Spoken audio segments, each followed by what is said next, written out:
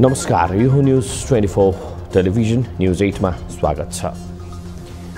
सभामुख र उपसभामुखको निर्वाचन सम्पन्न भएको छ। अब राष्ट्रपति र उपराष्ट्रपतिको चयन प्रक्रियामा दलहरूको रसाकसी चल्नेछ। संवैधानिक पदमा नियुक्त भएपछि नियमका हिसाबले आफू आबद्ध दलको साधारण सदस्यता समेत त्यागेर तटस्थ भूमिका निर्वाह गर्नुपर्छ। कुनै दल विशेषको पृष्ठपोषण गर्न अब छाड्नुपर्छ। विगतमा जुनसुकै दलबाट निर्वाचित भए पनि अब त्यो दलको भन्दा आफ्नो आसीन पदको गरिमा कायम गर्न जिम्मेवार, निष्पक्ष र सन्तुलित हुनैपर्छ। राष्ट्रपति होस् वा सभामुख वा संवैधानिक अङ्गका प्रमुखहरू नै किन नहुन्, उनीहरू आफ्नो पदीय गरिमा कायम गर्नमा भन्दा दलीय आग्रहमा चल्ने गरेको थुप्रै गलत दृष्टान्तहरू छन्।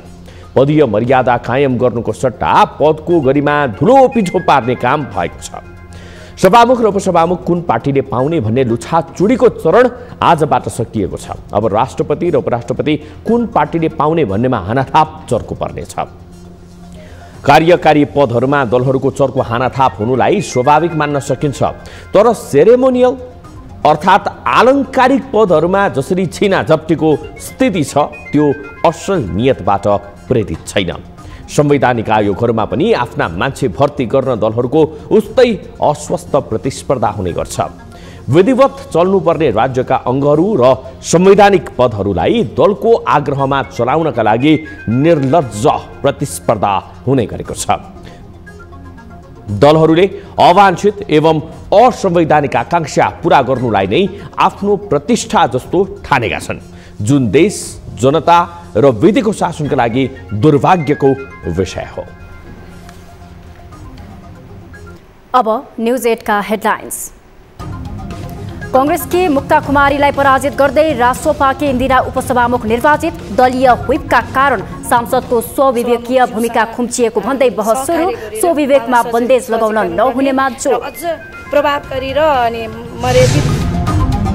प्रधानमन्त्री प्रचण्डको सचिवालय विस्तार। पार्टी कार्यकर्तादेखि छोरी गंगा दाहाल सचिवालयमा। नियुक्तिमा न शैक्षिक योग्यता न विज्ञता।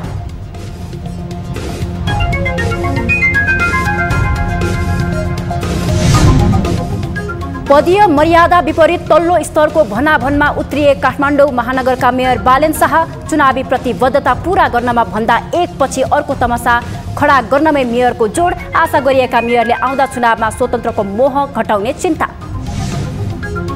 राष्ट्रपति पदको विषयमा सत्ता गठबन्धन दलहरूबीच असन्तोष र विवाद बढ्दै। बाबुराम अघि सारेर एमालेलाई सन्तुलनमा ल्याउने प्रधानमन्त्री प्रचण्डको दाव, तर एमाले राष्ट्रपतिमा टसमस नहुने अडानमा। हाम्रो सहमति त्यही हो, त्यसमा राष्ट्रिय सहमति हुनुपर्छ। र सुदूरपश्चिम प्रदेश पहिलो पटक प्रधानमन्त्री कप महिला राष्ट्रिय क्रिकेट प्रतियोगिताको च्याम्पियन रुबिना छेत्रीको कप्तानीमा रहेको प्रदेश 1 6 विकेटले पराजित।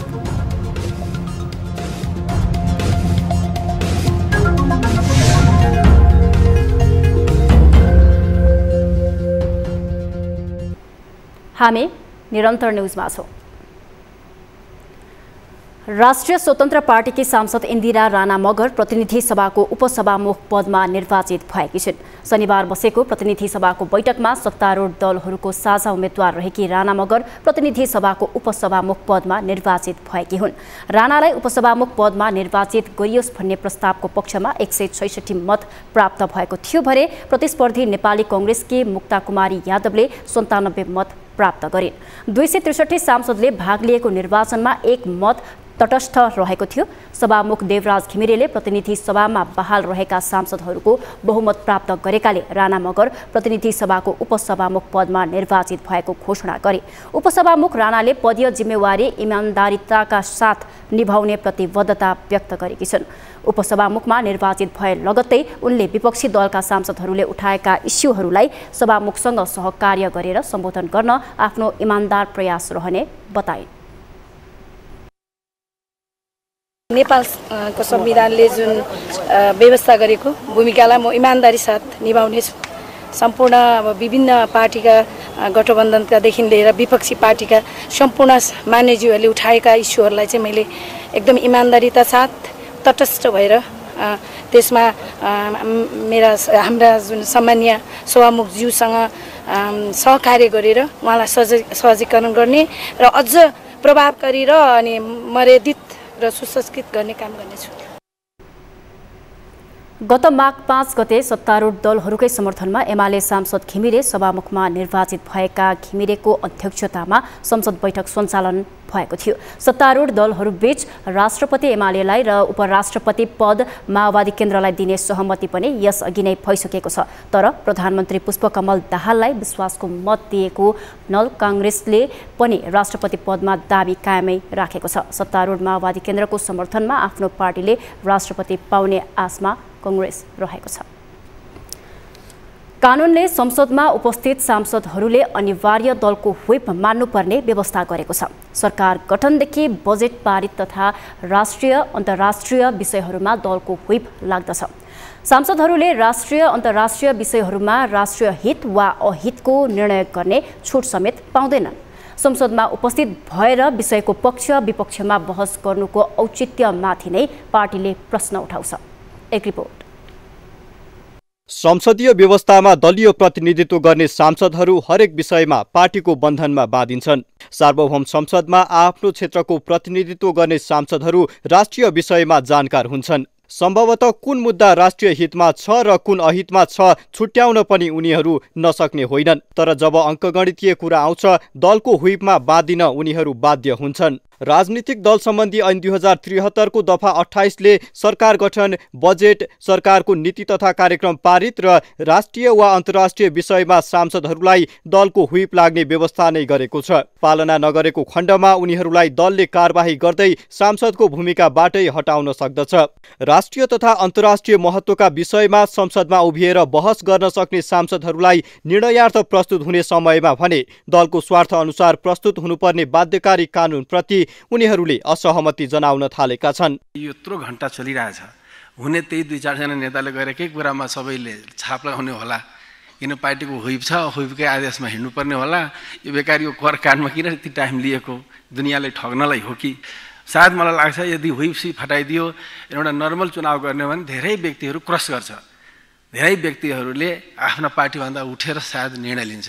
तर जो अभ्यास हामी गरिरहेछौँ त्यो साँच्चै लोकतन्त्रको अनुकूल छ त? संसदीय व्हिपको विषयमा विगतदेखि नै बहस हुँदै आएको छ। विशेष गरी संसदबाट एमसीसी जस्तो संवेदनशील विषयमा सांसदहरूले स्वविवेक प्रयोग गर्न चाहेनन्। एमसीसीको घातक मुद्दाहरूको केस्रा केलाउने सांसदहरूले अन्ततः दलको व्हिप भन्दै लाचार भएर पक्षमा मतदान गरे। सरकार परिवर्तनको अवस्थामा भने तत्कालीन नेकपा एमालेका केही सांसदहरूले दलको व्हिप उल्लङ्घन गर्दा सर्वोच्चले नै उक्त निर्णयको बचाउ गरिदियो। हालै संसदमा प्रतिपक्षमा रहनुपर्ने नेपाली कांग्रेसका सांसदहरूले दलको व्हिप भन्दै प्रधानमन्त्रीलाई विश्वासको मत दिए। संसदीय व्यवस्थामा पार्टीकै निर्णय प्रमुख हुने भएकाले जानकारहरू यसलाई स्वाभाविक ठान्छन्। विवेक पनि के हुन्छ भने उनीहरू त दलको एउटा चुनाव चिन्हबाट निर्वाचित भएका हुन्छन्, उनीहरू आफ्नो क्यापेसिटीमा निर्वाचित भएका हुँदैन।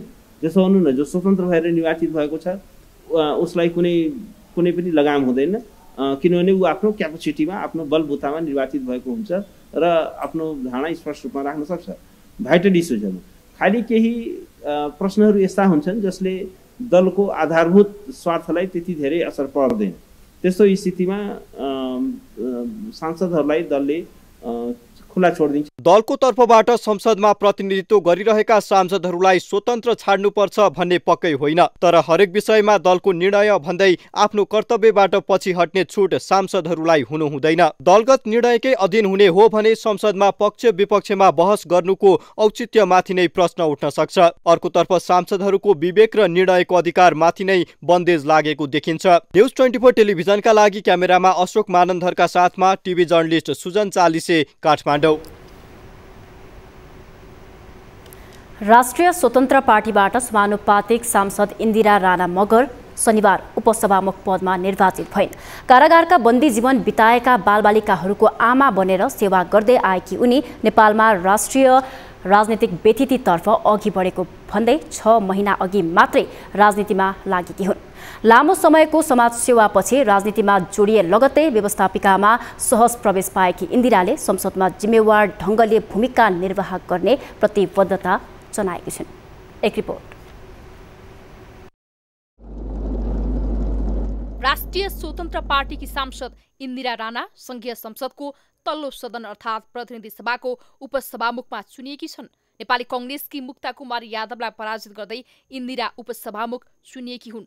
2027 सालमा झापाको शनिश्चरे 6 मा जन्मेकी इन्दिरा राणा मगर अहिले पनि समाजसेवीकै रूपमा परिचित छन्। समाजसेवा बापत सन् 2005 मै अशोक फेलो जितेकी इन्दिरा अहिले पनि बाल आवास गृहमै सक्रिय छन्। काठमाडौँ सहित देशका विभिन्न ठाउँमा अहिले पनि बाल गृहहरू सञ्चालन गर्दै आएकी उनी बन्दी सहायता नेपालकी संस्थापक अध्यक्ष इन्दिरा सन् 2017 का लागि छानिएको प्रेरणादायी महिलाको सूचीमा पनि परेकी थिइन्। लामो समय समाजसेवामा रमाएकी उनलाई देशको पछिल्लो राजनीतिक दलहरूको चरित्रप्रति चित्त नबुझेर राजनीतिमा प्रवेश गरिन्। राष्ट्रिय स्वतन्त्र पार्टीमा उनी मङ्सिर 4 गते सम्पन्न प्रतिनिधि सभा सदस्य पदको निर्वाचनमा आदिवासी जनजाति क्लस्टरबाट समानुपातिक सूचीमा पर्दै सांसद बनेकी हुन्। लामो समयको समाजसेवापछि राजनीतिमा प्रवेश गरेपछि इन्दिराले सांसद बन्ने अवसर मात्र होइन प्रतिनिधि सभाको उपसभामुख जस्तो जिम्मेवारी पदमा पुग्ने अवसर प्राप्त गरेकी छन्। उपसभामुख पदका लागि राणाको प्रस्तावक बनेकी उनको दल राष्ट्रिय स्वतन्त्र पार्टीका सांसद सुविता गौतमले उनलाई समाज रूपान्तरणको अथक प्रयासपछि निखारिएर राजनीतिमा आएको व्यक्तिका रूपमा परिचित गराएकी थिइन्। 3 दशकदेखि उक्त कार्यमा संलग्न रहेको बताउने राणाले यस क्रममा जेलमा बस्नुपर्ने व्यवस्थामा रहेका सयौं बालबालिकाको उद्धार गरेको बताउँछिन्। पछिल्लो समय कोभिड महामारीको बेला उनले कैयौं दिन आमदामीको अभावमा भोका परेका सयौं मानिसलाई खानाको व्यवस्था समेत गरेकी थिइन्। के गर्नुपर्छ उपसभामुखले? शनिबार उपसभामुखमा निर्वाचित इन्दिराले सभामुखको अनुपस्थितिमा प्रतिनिधि सभाको अध्यक्षता गर्नुपर्नेछ। नेपालको संविधान अनुसार सभामुखले पद अनुकूलताको आचरण नगरेको भन्ने प्रस्ताव उठेमा त्यस उपरको छलफलमा त्यसको अध्यक्षता उपसभामुखले गर्नुपर्ने व्यवस्था गरेको छ। त्यस्तै गरी प्रधान न्यायाधीश र संवैधानिक निकायका प्रमुख तथा पदाधिकारीहरूको नियुक्तिको सिफारिस गर्ने संवैधानिक परिषदमा समेत उपसभामुख सदस्य रहने व्यवस्था संविधानले गरेको छ। राजनीतिक दलको उम्मेद्वार भए तापनि पदभार ग्रहणपछि सभामुख र उपसभामुख दुवै राजनीतिक रूपमा तटस्थ हैसियतमा हुनेछन्। सभामुख देवराज घिमिरेले जनताप्रतिको उत्तरदायित्व र जवाबदेहितालाई पहिलो प्राथमिकतामा राखेर सभामुखको भूमिका निर्वाह गर्ने बताएका छन्। शनिबार प्रतिनिधि सभाको बैठकमा आफूलाई सभामुखमा निर्वाचित गराइएकोमा धन्यवाद व्यक्त गर्दै उनले बहुदलीय व्यवस्थामा राजनीतिक दलहरू नै संवैधानिक र संसदीय अभ्यासका असली सञ्चालक भएको भन्दै दलहरूको आपसी सद्भाव, सहमति र समन्वयमा नै संसदको गतिशीलता र क्रियाशीलता निर्भर रहने बताए। उनले सांसदहरूलाई असल संवैधानिक र संसदीय अभ्यास अँगाल्न आग्रह गरे। उनले विगतको राजनीतिक सक्रियता र संलग्नतालाई थाती राखेर सभामुखको पदीय मर्यादा र भूमिकालाई सदा गरिमायुक्त बनाउनु आफ्नो पहिलो दायित्व भएको बताए। उनले संसदीय अभ्यासका क्रममा विकसित गरेका असल अभ्यासहरूको अनुसरण गर्ने प्रतिबद्धता व्यक्त गरे। प्रतिनिधि सभाको यो बैठकमा सभामुखको हैसियतले प्रथम पटक सम्बोधन गर्ने अवसर जुटाइदिनु भएकोमा सम्पूर्ण माननीय सदस्यहरूप्रति हार्दिक आभार र कृतज्ञताका साथै यो अवसरको लागि हार्दिक धन्यवाद ज्ञापन गर्न चाहन्छु। लोकतन्त्र प्राप्ति, सामाजिक परिवर्तन, कानुनी शासन र समृद्धिको पक्षमा हालसम्म भएका आन्दोलनमा जीवन आहुति दिने सम्पूर्ण शहीदहरूको उच्च सम्मानका साथ स्मरण गर्दै उहाँहरूले देखाउनु भएको बाटोमा अविचलित क्रियाशील रहने प्रतिबद्धता व्यक्त गर्दछु। सभामुख घिमिरेले प्रतिनिधि सभा सांसदहरूलाई सभामा प्रस्तुत हुँदा रचनात्मक र क्रियात्मक सहयोग, सहभागिता र संलग्नताको लागि आग्रह गरे। हामी निरन्तर न्युजमा छौं। प्रधानमन्त्री पुष्पकमल दाहाल प्रचण्डले सचिवालय विस्तार गरेका छन्। 7 सदस्यीय सचिवालय विस्तार गरेका प्रचण्डले छोरी गंगा दाहालदेखि मनहरी तेमसेनालाई सचिवालयमा समेटेका छन्। उनले कुनै शैक्षिक योग्यता वा विषय विज्ञताको आधारमा नभई पार्टीमा गरेको योगदान र विभिन्न आन्तरिक पक्षलाई ध्यानमा राखेर सचिवालयमा नियुक्त गरेका छन्। यसरी विस्तार गरिएको सचिवालयले प्रचण्डको दैनिकीदेखि नियमित कामकाजमा कतिको सहजता प्रदान गर्न सक्ला। एक रिपोर्ट। पुस 10 गते प्रधानमन्त्रीमा नियुक्त भएका प्रधानमन्त्री पुष्पकमल दाहाल प्रचण्डले 11 गते पद तथा गोपनीयताको शपथ लिएका थिए। प्रधानमन्त्रीमा विश्वासको मतमा अभूतपूर्व नतिजा प्राप्त गरेका प्रचण्डले सचिवालय चुस्त बनाउने बताउँदै आए। प्रधानमन्त्रीले विभिन्न पदमा सचिवालय विस्तार गर्न पाउने कानुनी प्रावधान अनुसार गरिएका सचिवालयका कर्मचारी नियुक्तिमा कानुनले कुनै निश्चित योग्यता तोकेको छैन। प्रधानमन्त्रीको सचिवालयमा नियुक्त यस्ता व्यक्तिहरू शक्तिशाली हुन्छन्। पदीय हैसियतमा जसलाई जुन स्थानमा राखिए पनि प्रधानमन्त्रीको गरिमा सचिवालय सदस्यहरूले प्रयोग गर्न सक्छन्। यसैकारण पनि सचिवालयमा प्रभावकारी भूमिका खेल्न सक्ने क्षमतावान व्यक्तिको नियुक्ति हुनुपर्छ। तर मनमानी ढङ्गले सचिवालय नियुक्ति गर्ने परम्पराले राजनीतिक संस्कार नै बिग्रँदै गएको छ। को छन् प्रधानमन्त्रीको सचिवालयमा? सन्तु दराई प्रमुख स्वकीय सचिव, रमेश मल्ल स्वकीय सचिव, गङ्गा दाहाल स्वकीय सचिव, मनहरी तिमिल सिन्हा प्रेस विज्ञ, सूर्य किरण शर्मा प्रेस संयोजक, नवराज ढुङ्गाना निजामती तर्फबाट स्वकीय सचिव, गोकर्ण भट्ट स्वकीय सहसचिव। सचिवालयमा समेटिएका सबै व्यक्तिहरू माओवादी केन्द्रमा रहेका व्यक्तिहरू छन्। उनीहरू राजनीतिक आन्दोलनमा लागेका व्यक्ति भए पनि सचिवालयमा निश्चित मापदण्ड बमोजिम निश्चित योग्यता तोकेरै कर्मचारी नियुक्ति गर्नुपर्ने देखिन्छ। प्रधानमन्त्रीको नियमित कामकाजदेखि जनताले उठाएका आवाजलाई नीति निर्माणदेखि सेवा प्रवाहमा समेत ध्यान दिनुपर्ने व्यक्तिको रूपमा मापदण्ड नै नबनाई नियुक्ति गरिएका सचिवालयका कारण पनि कतिपय अवस्थामा कर्मचारीहरूले असहज महसुस गर्ने गरेको टिप्पणी सुनिने गरेको पाइन्छ। तर यसको प्रभावकारिताको अध्ययन र अनुसन्धान भने हुन आवश्यक छ। न्युज 24 टेलिभिजनका लागि राजनीतिक ब्युरो। उप प्रधानमन्त्री एवं ऊर्जा जलस्रोत तथा सिंचाई मन्त्री राजेन्द्र लिङदेनले जनमत पार्टीका अध्यक्ष सीके राउतले संसदीय मर्यादा विपरीत संसदमा आफैले शहीदहरूको सम्मान भन्दै मौन धारण गर्न लगाएको दावी गरेका छन्। मधेसका शहीदहरूप्रति सरकार र संसदले सम्मान नगरेको भन्दै माघ 5 गते बसेको प्रतिनिधि सभा बैठकमा जनमत पार्टीका अध्यक्ष राउतले मौन धारण गर्न लगाएका थिए। त्यो काम संसदीय मर्यादा र नियम विपरीत भएकोले प्रधानमन्त्री पुष्पकमल दाहाल सहित आफूहरूले मौन धारण गर्ने काममा सहभागी नभएको पनि उप प्रधानमन्त्री लिङदेनले स्पष्ट पारे। उनले विशेष परिस्थितिमा सभामुखले गरेको रुलिङलाई मात्रै संसदमा मान्नुपर्ने परिपाटी रहेको पनि उल्लेख गरे। राष्ट्रिय प्रजातन्त्र पार्टीका अध्यक्ष समेत रहेका लिङदेनले आफूहरूले शोकक्रममा शहीदहरूलाई अनादर गरेको भनेर भ्रममा नपर्न पनि सबैलाई आह्वान गरे। सभामुख महोदय, मूल विषयमा आउनुभन्दा अगाडि माघ 5 गते जुन हाम्रो बैठक थियो त्यहाँ मधेस आन्दोलनमा शहादत प्राप्त गर्ने अथवा मधेसका शहीदहरूका प्रति सम्मान गर्ने जुन विषय उठेको थियो, यहाँ उठ्ने र नउठ्नेको कुरा बाहिर प्रचारमा आइराखेको छ। उप प्रधानमन्त्री लिङदेनले सो घटनालाई लिएर प्रधानमन्त्रीले नै शहीदहरूप्रति अनादर गरेको भनेर गलत कुरा बाहिर लैजान नपाउने जिक्र गरे। नेकपा एकीकृत समाजवादीका सांसद मेटमणि चौधरीले नेपालको संविधान च्यात्न पूर्व प्रधानमन्त्रीहरू नै मौका ढुकेर बसेको आरोप लगाएका छन्। शनिबार प्रतिनिधि सभाको बैठकमा बोल्दै सांसद चौधरीले यस्तो आरोप लगाएका हुन्। उनले पूर्व प्रधानमन्त्रीहरू नै अर्बौं भ्रष्टाचारहरू सिस्टम मिलाएर गर्न लागि परेको आरोप लगाएका छन्। आफूलाई मन लागेको कानुन राष्ट्रपतिसँग सेटिङ मिलाएर गरिरहेको दावी गरेका चौधरीले संसदमा आएर कुतर्क गर्नेहरूलाई संविधान अनुसार कोचिङ क्लासको व्यवस्था गर्नुपर्ने भन्दै एमाले अध्यक्ष समेत रहेका पूर्व प्रधानमन्त्री केपी ओलीलाई व्यङ्ग्य गरेका छन्। अहिलेका गतिविधिहरूलाई सच्याउन नसके प्रतिनिधि सभाबाट लोकतान्त्रिक गणतन्त्र उन्मुख शासन व्यवस्थाको लागि निर्माण भएको संविधान अन्तिम हुने बताएका छन्। मेरा दिनमा राष्ट्रपतिसँग सेटिङ मिलाएर निर्वाचनको मिति डिक्लेयर गर्ने काम समेत हामीले गरिरहेका छौँ र यसलाई ताजा जनादेशको रूपमा डिफाइन समेत गर्ने काम गरिरहेका छौँ। यति मात्र होइन, त्यसलाई सत्य साबित गर्नको लागि हजारौं पटक झुटको खेती गरिरहेका छौँ, तर्क गरिरहेका छौँ, भए नभएका उदाहरणहरू प्रस्तुत गर्ने काम गरिरहेका छौँ। सांसद चौधरीले संसदमा संविधानको कुतर्क गर्ने व्यक्ति रहेसम्म संविधान च्यातिने सम्भावना कायम रहने दावी समेत गरे। काठमाडौँ महानगरपालिकाको मेयरको उम्मेद्वार बन्दै गर्दा बालेन्द्र शाह अर्थात् बालेन चर्चाको चोलीमा थिए। निर्वाचनमा शानदार जित निकालेका बालेनबाट जनताले परिवर्तनको अपेक्षा गरेका थिए, तर उनले कामको सुरुवात गर्ने अनि अलपत्र छाड्ने प्रवृत्ति कायम राखेपछि शाह विरुद्ध आवाज उठ्न थालेको छ। आफ्ना विरुद्ध आवाज उठ्न थालेपछि बालेन अनियन्त्रित र अमर्यादित बन्दै सार्वजनिक बहसमा उत्रिन थालेका छन्।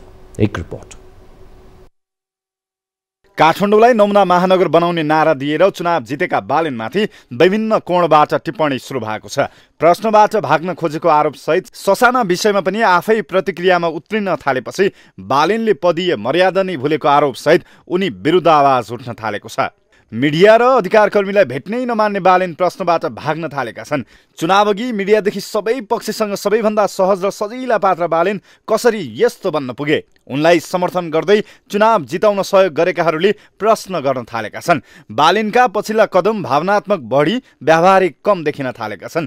टुकुचा खोला उत्खननदेखि सुकुम्बासी बस्ती हटाउने र सडक व्यापारीलाई हटाउने एकपछि अर्को विवादित अभियानले उनको कार्यशैलीमाथि प्रश्न उठ्न थालेको छ। सडक व्यापारलाई हटाएर पैदल यात्रीको हक सुनिश्चित गर्न कसिएका बालेनका कारण सडकमा व्यापार गरेर जीविकोपार्जन गरिरहेका महिला फेरि यौन व्यवसायदेखि थुप्रै कानुन विपरीतका काममा लाग्न सक्ने भन्दै माइती नेपालकी अनुराधा कोइराला बालेनलाई भेट्न महानगरको कार्यालय पुगिन्। तर बालेनले आफ्नो व्यस्तता देखाउँदै उपमेयर सुनिता डङ्गोललाई भेट्न उर्दी जारी गरे। टुकुचा उत्खनन गर्न थालेपछि अधिकार कर्मीहरू महानगर पुगे। उनीहरूलाई पनि त्यसरी नै कुराएर अन्तिममा व्यस्त रहेको सन्देश पठाएर भेट्न मानेनन्। यसरी भेट्न जाने प्रायलाई उनी भेट्नै मान्दैनन्, कुरा सुन्नै चाहँदैनन्। यसको अन्तर्य उनी प्रश्नबाट भाग्न खोजिरहेका छन्। व्यस्तता देखाएर कसैलाई भेट्न नमान्ने बालेन पब्जी खेलाडीका लागि इन्डोनेसिया पुगे। समुद्र किनारमा पत्नीसहित रमाउँदै गरेको फोटो सामाजिक सञ्जालमा राखेपछि उनलाई व्यङ्ग्य मिश्रित प्रतिक्रिया दिइयो। तर पब्जी टोली पुरस्कृत भएपछि बालेनले खुसी सार्दै त्यसको जवाफ घुमाउरो पारामा दिए। बालेन प्रतिक्रियात्मक बढी नै देखिएका छन्। कसैले उनलाई सामान्य विषयमा केही भन्यो भने मात्रै पनि उनी आफ्नो सामाजिक सञ्जालबाट जवाफ फर्काइहाल्छन्। यसैको पछिल्लो उदाहरण हो कमेडियनसँगको जुहारी। कमेडी च्याम्पियनका निर्देशक विशाल भण्डारी र बालेन बीचको द्वन्द्वले पनि उनी अराजक ढङ्गले प्रस्तुत हुन थालेको टिप्पणी बढ्दो क्रममा छ। महानगरले भत्काउन बाहेक काम नगरेको हुँदै भण्डारीले प्रश्न गरेपछि बालेनले असाध्यै तल्लो स्तरमा झरेर जवाफ फर्काएका छन्। उनले भण्डारीको अस्तित्व पैसा बाहेक नभएको भन्दै भनेका छन्, तिमी जस्तो पैसामा बिकाउलाई जवाफ दिन चाहन्न। त्यसपछि उनीहरू बीच निरन्तर सवाल जवाफ चलेको छ। चुनावअघि बालेनलाई काठमाडौँवासीले गरेको विश्वास आधा कार्यकाल पनि पुरा नभई धुमिल हुने त होइन, चिन्ता बढ्न थालेको छ। मेयर बालेन अशान्त, अमर्यादित र अराजक किन बन्दैछन्? प्रश्न उठ्न थालेका छन्। बालेनको यस्तो शैलीका कारण फेरि स्वतन्त्रबाट चुनाव लड्न चाहनेका लागि एम्बुस थापेको जस्तो त हुने होइन, चिन्ता र आशंका व्यक्त गरिन थालेका छन्। न्युज 24 टेलिभिजनका लागि राजनीतिक ब्युरो। न्युजहरू अझै बाँकी छन्, अब पालो ब्रेकको।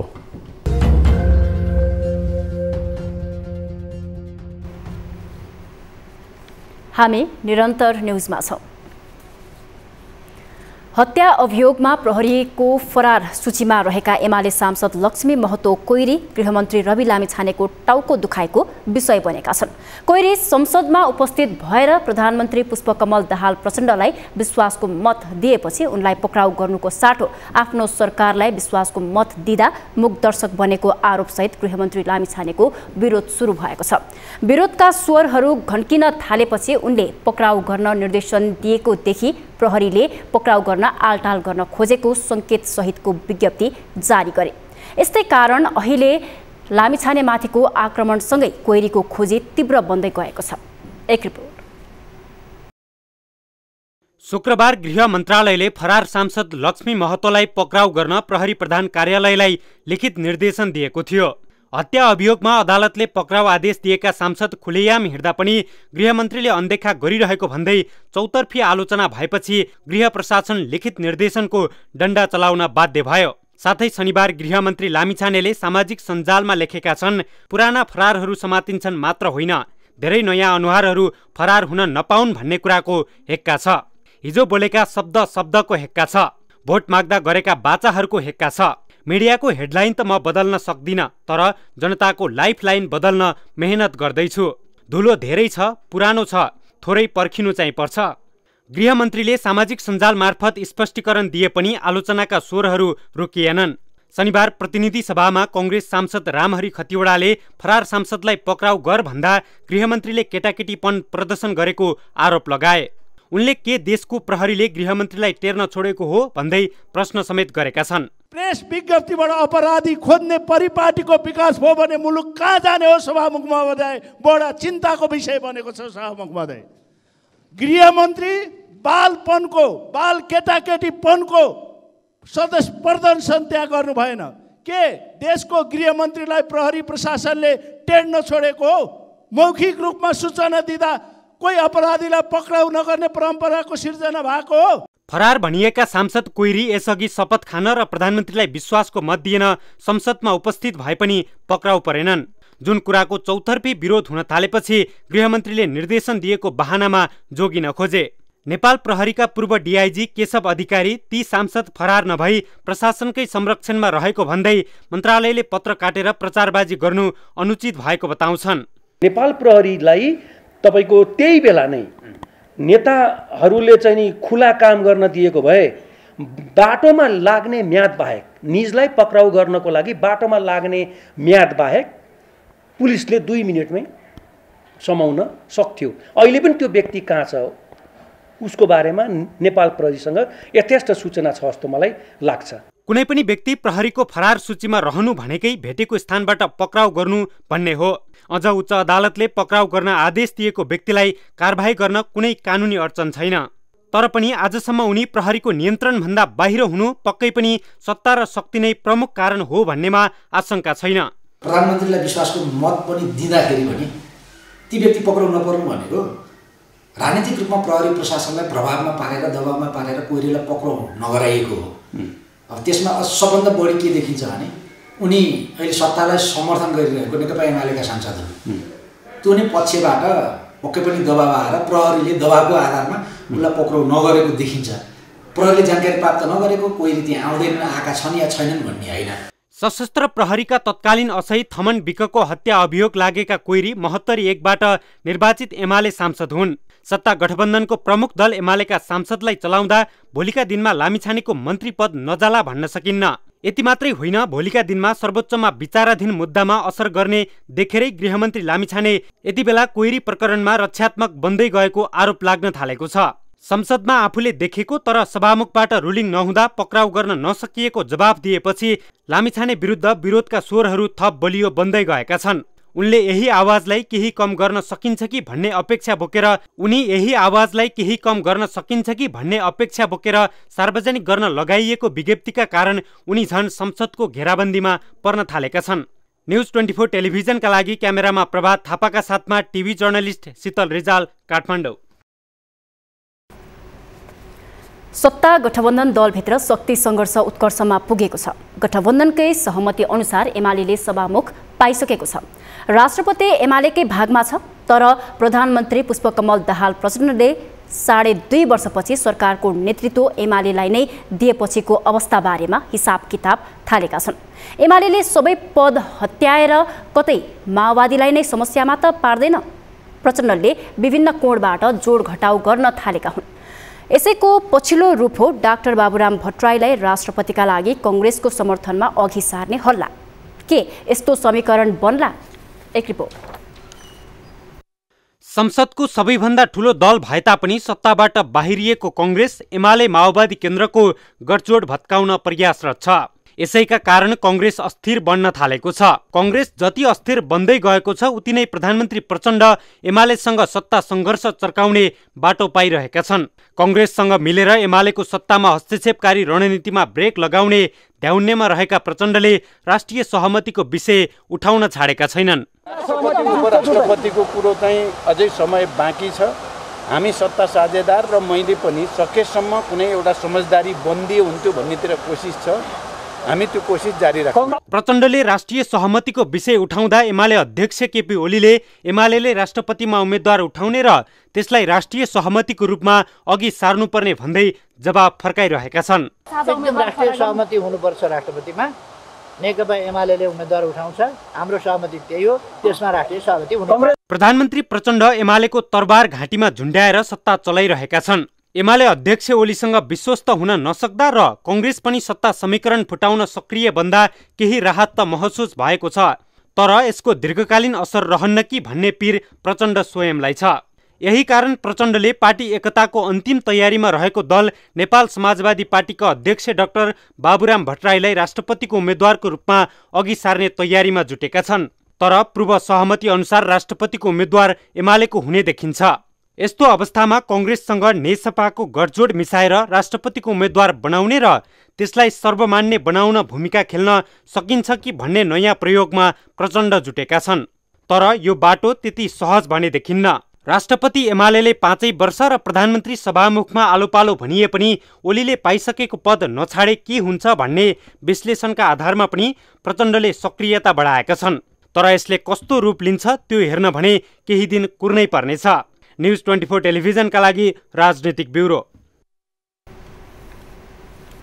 माघ 1 गते पोखरामा भएको यति एयरलाइन्सको विमान दुर्घटनामा 72 जनाले ज्यान गुमाएका थिए। त्रिवी शिक्षण अस्पतालमा ल्याइएका 48 शवको एन्टिमोर्टम डाटाहरूको आधारमा शवको पहिचान गरेर 28 वटा शव शनाखत गरिएको छ। केहीको तत्कालै पहिचान गरिए पनि अझै 20 वटा शवको पहिचान नै हुन सकेको छैन। एक रिपोर्ट। माघ 1 गते यति एयरलाइन्सको विमान दुर्घटनामा ज्यान गुमाएकाहरूमध्ये 48 वटा शव आगोले जलेर निकै क्षति पुगेका कारण तत्काल पहिचान गर्न कठिनाई भयो। 72 शवमध्ये 48 वटा शव र शवका टुक्रा भएका 2 पोका शनाखतका लागि 3 गते त्रिवी शिक्षण अस्पताल महाराजगञ्ज ल्याइएको थियो, जसमध्ये हालसम्म 28 जनाको शव मात्र शनाखत भएका छन्। शव आगोले बढी क्षति गरेका कारण शव पहिचानका लागि समस्या देखिएको समेत त्रिवी शिक्षण अस्पताल फोरेन्सिक विभागले जनाएको छ। 28 वटाको शनाखत भइसक्यो हैन, र 14 वटा चाहिँ अहिले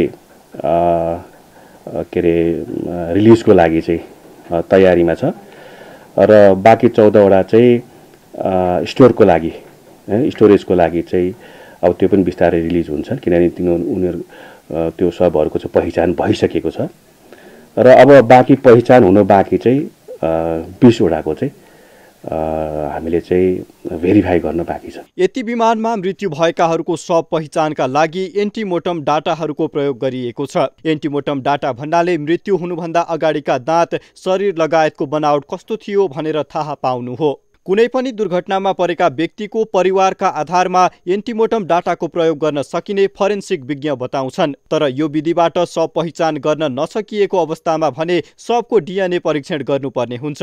शव पहिचानका लागि एन्टिमोर्टम डाटाको विधि प्रयोग गर्दै आएको त्रिवीको फोरेन्सिक विभागका अनुसार यदि बाँकी 20 वटा शव एन्टिमोर्टम डाटाको आधारमा पहिचान नभएमा डिएनए परीक्षण गर्दा अझै 3 महिना समय लाग्ने चिकित्सकहरूको भनाइ छ। तर यो विधि महँगो र समय पनि बढी लाग्ने भएकाले सम्भव भएसम्म एन्टिमोर्टम डाटाको प्रयोगबाट नै शव पहिचान गर्ने तयारीमा विभाग लागेको छ। सेक्स, वेट हैन, त्यसको चाहिँ फिचर्सहरू, ट्याटुहरू, के अरे उसको चाहिँ अब कोठीहरू, जिउमा भएको अरू पहिचान खुल्न सक्ने खालको चाहिँ हुलिया भनौँ न, त्यो नभएको खण्डमा मात्रै हामी चाहिँ डिएनएमा चाहिँ हामी जानुपर्ने हुन्छ। कुनै पनि मृत्युको कारण पत्ता लगाउनका लागि सामान्य पोस्टमार्टम गरिन्छ, तर विमान दुर्घटनामा जलेको शवलाई पहिचान गर्ने कार्य सामान्य पोस्टमार्टमबाट सम्भव नभएकोले शव पहिचानमा ढिलाइ भएको त्रिवी शिक्षण अस्पताल फोरेन्सिक विभागको दाबी छ। तर दुर्घटना भएको 1 सातासम्म पनि 20 वटा शव अझै पहिचान हुन नसक्दा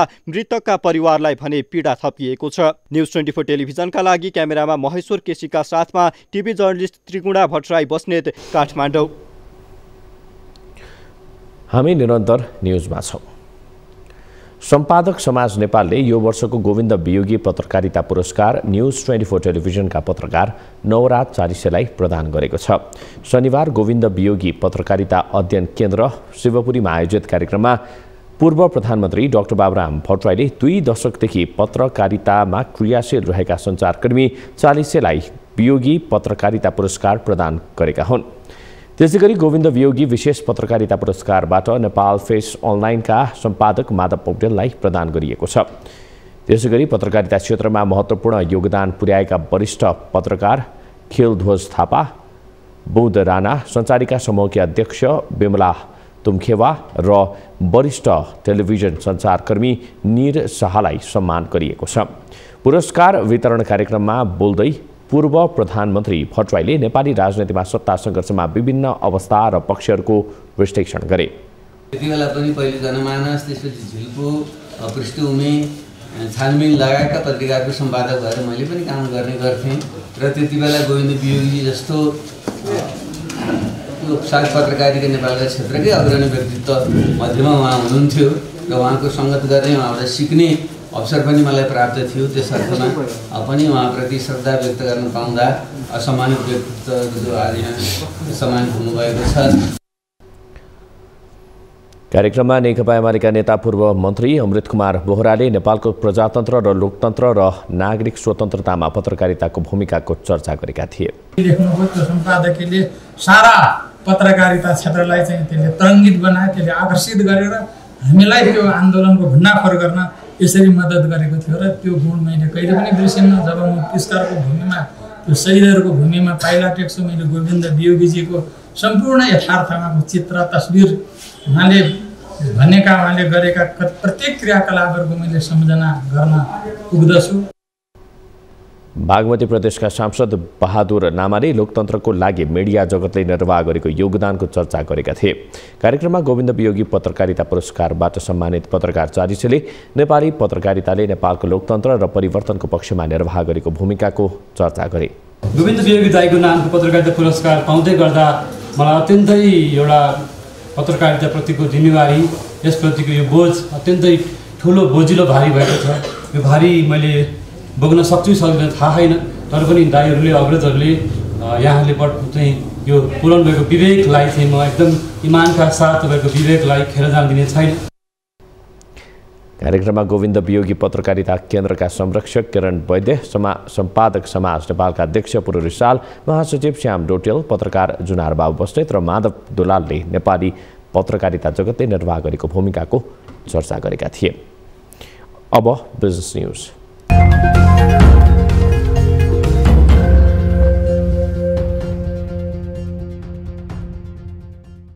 भारतको Indian Institute of Digital Education आइआइडिईले नेपालमा पनि डिजिटल मार्केटिङ स्कुल सुरु गरेको छ। शनिबार एक कार्यक्रमका बीच आइआइडिईले नेपालमा पनि अन्तर्राष्ट्रिय स्तरको डिजिटल मार्केटिङ स्कुल सञ्चालनमा ल्याएको हो। भारतमा सन् 2016मा स्थापना भएको आइआइडिईले नेपालमा पनि डिजिटल मार्केटिङ कोर्स विस्तार गर्ने योजना सहित नेपालमा पनि डिजिटल मार्केटिङ स्कुल सञ्चालनमा ल्याएको जानकारी दिएको हो। कार्यक्रममा आइआइडिईका संस्थापक अध्यक्ष करण शाहले नेपालमा विस्तार गरिएको डिजिटल मार्केटिङ स्कुलले जनशक्ति उत्पादन गर्न सहयोग पुर्याउने भएकाले नेपालको स्थानीय व्यापार विस्तारमा सहयोग गर्नुका साथै विदेशी मुद्रा आर्जनमा समेत सहयोग पुग्ने विश्वास व्यक्त गरे। आइआइडिईको डिजिटल मार्केटिङ स्कुलमा 1 हप्तादेखि 11 महिनासम्मका विभिन्न कोर्सहरू रहेका छन्।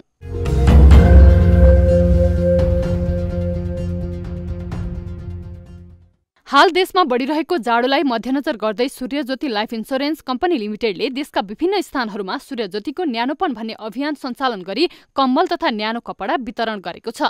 सूर्यज्योतिले आफ्नो मूल मन्त्रको रूपमा अवलम्बन गरेका 7 तत्त्वमध्ये एक न्यानोपनलाई आत्मसात गर्दै सूर्यज्योतिको न्यानोपन मार्फत देशैभरि बढिरहेको चिसोको कहरबाट बस्न केही राहत होस् भनी असहाय बालबालिका, वृद्ध तथा विपन्न वर्गलाई ध्यानमा राखी सहयोगको सुरुवात गरेको हो।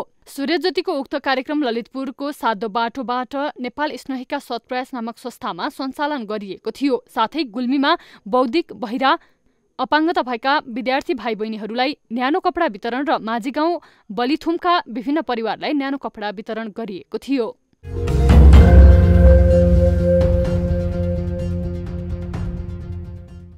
पछिल्लो समय बालबालिकामाथि विभिन्न प्रकारका दुर्व्यवहार हुने गरेको छ। बालबालिकामाथि त्यस्तो प्रकारको दुर्व्यवहार नहोस् भन्ने उद्देश्यले किड्जीले सेफ्टी टिप्स सहित अभिभावक र बालबालिकालाई बाल सुरक्षा सचेतना कार्यक्रम सञ्चालन गरेको छ। बालबालिकाहरूलाई दैनिक परिस्थितिमा सुरक्षित रहन मद्दत गर्नको लागि किड्जीले यस्ता कार्यक्रम गर्दै आएको छ। कार्यक्रममा बालबालिकामाथि हुने दुर्व्यवहार के कस्ता प्रकृतिका हुन्छन्, ब्याड टच वा गुड टच भनेको के हो र त्यस्ता प्रकारको दुर्व्यवहारबाट बच्न कसरी सकिन्छ भन्ने सिकाइएको थियो।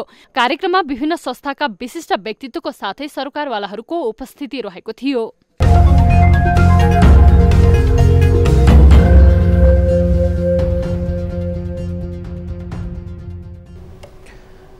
नेपाल राष्ट्र ब्याङ्कका गभर्नर महाप्रसाद अधिकारीले ब्याङ्कहरूबाट कर्जा लिएर कर्जा वा ब्याज तिर्नुको सट्टा सडक आन्दोलन गर्नु अराजकता भएको टिप्पणी गरेका छन्।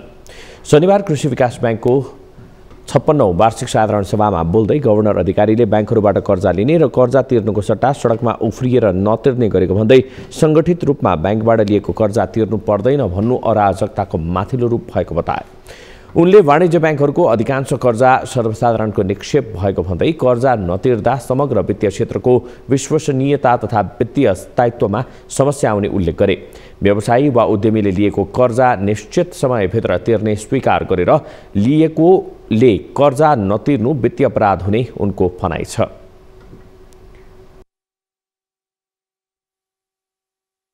मैले ऋण लिन्छु कुनै ब्याङ्कबाट अनि म तिर्दिन भनेर उभिन मिल्छ? म ब्याज तिर्दिन, म ऋण तिर्दिन भन्न मिल्छ? त्यो कुरो त हामीले स्वीकारेर लिएको हो नि त। त्यसकारण यस्ता अराजक कुराहरूलाई कोही कसैले पनि प्रश्रय दिनु हुँदैन र ती ती ती कुराहरू त भोलि त्यो फाइनेन्सियल क्राइमभित्र पर्ने कुराहरू हुन्। गभर्नर अधिकारीले ब्याङ्कहरूलाई अहिलेको आधुनिक युक्त उपभोक्ताहरूको आवश्यकता पूर्ति गर्नुपर्ने चुनौती रहेको पनि बताए। उनले 2045 सालमा सीमित ब्याङ्क हुँदा चेक साट्न जाँदा पासबुक बोकेर जानुपर्ने अवस्थाबाट अहिले डिजिटल आधुनिक प्रविधिमा आइपुगेको बताए। पछिल्लो समय क्युआरबाट मात्रै 51 लाख कारोबारमा 19 अर्बको कारोबार हुने गरेको पनि उनले जानकारी दिए। गभर्नर अधिकारीले 25 अर्बको कारोबार कनेक्ट आइपिएसबाट मात्रै भइरहेको पनि बताएका छन्। ब्याङ्कहरू डिम्याट मेरो सेयरमा मात्रै सीमित रहेर नहुने पनि उनले बताएका छन्। 51 लाख ट्रान्जेक्सन हुन्छन्। 51 लाख 51 लाख 19 अर्बको कारोबार स्मल भ्यालु ट्रान्जेक्सन क्युआरबाट मात्रै हुन्छ। 25औं अर्बको कारोबार कनेक्ट आइपिएसबाट मात्रै हुन्छ। साना साना भ्यालुको कारोबार हो। हाम्रो इकोनोमी, हाम्रो सोसाइटी त्यो लेभलको प्रविधि मैत्री बनिसकेका छ। गभर्नर अधिकारीले कृषि विकास ब्याङ्क कृषि वित्तीय क्षेत्रमा नयाँ ढङ्गले जानुपर्ने सुझाव दिए। कृषि क्षेत्रमा पनि आधुनिकीकरण हुँदै गएकोले त्यही अनुसारको वित्तीय कारोबारको आवश्यकता भएको उनको भनाइ छ। न्युजहरू अझै बाँकी छन्, अब पालो ब्रेकको।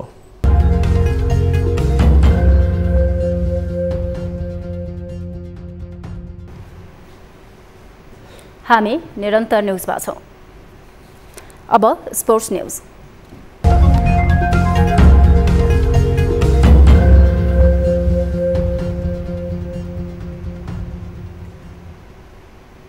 रुबिना छेत्रीको कप्तानीमा रहेको प्रदेश 1 लाई 6 विकेटले पराजित गर्दै सुदूरपश्चिम प्रदेश इटहरीमा सम्पन्न प्रधानमन्त्री कप महिला राष्ट्रिय क्रिकेट प्रतियोगिताको च्याम्पियन बनेको छ। इटहरीको जनता पार्कमा शनिबार सम्पन्न फाइनल खेलमा 6 विकेटको सहज जित निकाल्दै सुदूरपश्चिम च्याम्पियन बनेको हो। यससँगै सुदूरपश्चिमले 8 टोलीको सहभागिता जनाएको प्रतियोगितामा अपराजित रहँदै उपाधि उचाल्न सफल भएको हो। पहिलो पटक च्याम्पियन बनेको सुदूरपश्चिमले उपाधिसहित 5 लाख रुपैयाँ प्राप्त गर्दा उपविजेता प्रदेश 1 ले 3 लाख रुपैयाँ पुरस्कार पायो। प्रदेश 1 ले प्रस्तुत गरेको 102 रनको लक्ष्य सुदूरपश्चिमले 1 बल बाँकी रहँदा 4 विकेट गुमाएर भेटाउन सफल भएको हो। जवाफे ब्याटिङ गरेको सुदूरपश्चिमका लागि सम्झना खड्काले अभिजित 27, डोली भट्टले 22, कविता जोशीले अभिजित 19 र कविता कुँवरले 12 रन जोड्न सफल भएका थिए। बलिङतर्फ प्रदेश 1 का लागि सबनम राई, कप्तान रुबिना छेत्री, सङ्गीता राई र हिरणमाई रोयले समान 1-1 विकेटले। यसअघि टस जितेर ब्याटिङ गरेको प्रदेश 1 ले निर्धारित 20 ओभरमा 5 विकेट गुमाएर मात्र 101 रन बनाएको थियो। प्रदेश 1 का लागि काजल श्रेष्ठ अर्धशतकीय पारी खेल्न 2 रनले चुकिन्। 63 बलमा 8 चौकाको मद्दतमा अभिजित रहँदै सर्वाधिक 48 रनको योगदान दिएका थिए। यसैगरी अप्सरी बेगमले 15 र कप्तान रुबिना छेत्रीले 14 रन जोड्नु बाहेक अन्य खेलाडीले उल्लेख्य रन बनाउन सकेनन्। प्रदेश 1 लाई सस्तैमा रोक्ने क्रममा सुदूरपश्चिमका लागि मनिषा चौधरीले 2 तथा ऋतु कनोजियाले 1 विकेटले। 7 प्रदेश र 1 विभागीय टोलीले सहभागिता जनाएको प्रतियोगितामा सुदूरपश्चिम प्रदेशकी Kavita Kunwar player of the series घोषित तथा उत्कृष्ट ब्याटर समेत चुनिन्। हामी निरन्तर न्युजमा छौँ। अब 24 वेदर अपडेट।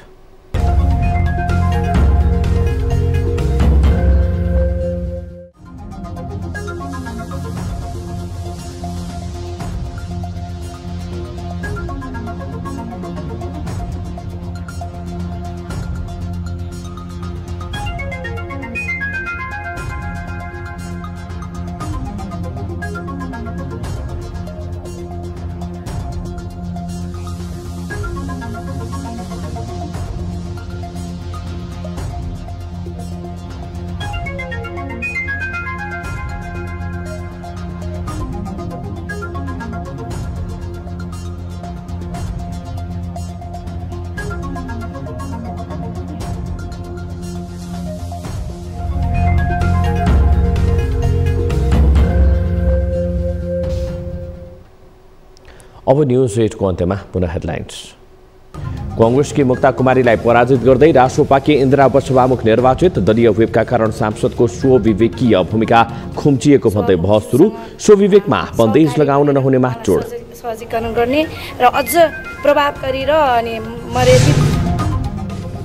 प्रधानमन्त्री प्रचण्डको सचिवालय विस्तार। पार्टी कार्यकर्तादेखि छोरी गंगा दाहाल सचिवालयमा। नियुक्तिमा न शैक्षिक योग्यता न विज्ञता।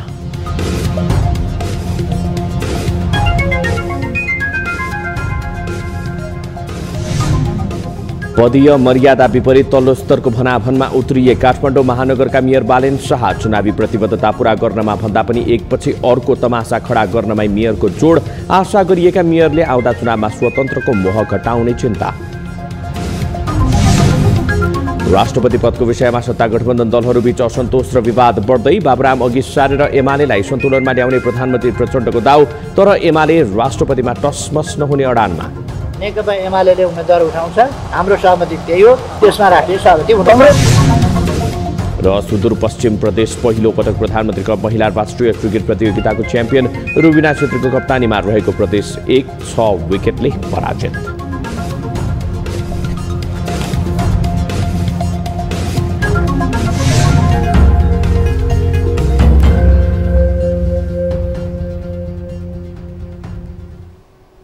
न्यूज 8 अहिलेलाई यति नै। जाँदा जाँदै तारेर गालीका लागि हामीले सोधेको प्रश्न, अवैध क्रसर बन्द भएपछि ती उद्योग खुला गर्ने आश्वासन ठेकेदार समेत रहेका मन्त्री विक्रम पाण्डेले दिएका छन्।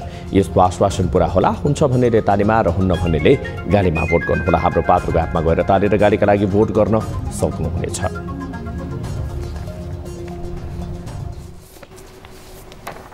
थप न्यूजका लागि हाम्रो वेबसाइट www.news24nepal.com हेर्नुहोला। साथै हामीलाई फेसबुक, ट्विटर र युट्युबमा पनि फलो गर्न सक्नुहुनेछ। यस्तै मोबाइल भाइबर इमेलबाट 24 हेल्प डेस्कमा समस्या र गुनासो गर्न सक्नुहुनेछ। अहिलेलाई बिदा दिनुहोस्। हामी निरन्तर न्यूजमा छौं। नमस्ते।